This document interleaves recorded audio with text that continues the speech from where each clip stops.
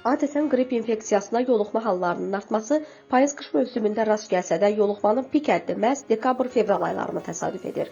Buna Səhiyyə Nazirliyinin rəsmi Instagram hesabında keçirilən canlı yayımda Nazirliyin mütəxəssis eksperti infeksionist Təyyar Eyvazov deyib. Onun sözlərinə görə infeksiyanın yayılmasının artması bir neçə səbəbdən irəli gəlir.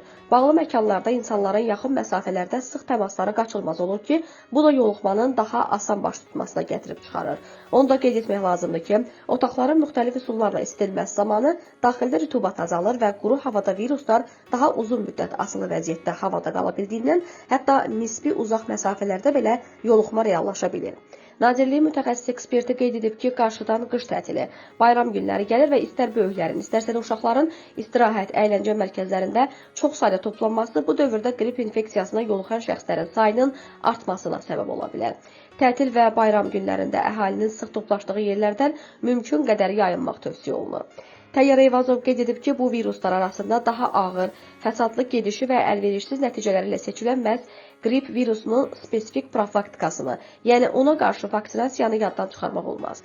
Qripə qarşı vaksinasiya olunanlar yoluxduqda ya xəstələnmir, yəni infeksiyanın asimptomatik variantını keçirir, ya da xəstələnərsə belə xəstəliyi yüngül, fəsadsız keçirir, qısa müddət ərzində sağalır, virusu daha az insanlara ötürür.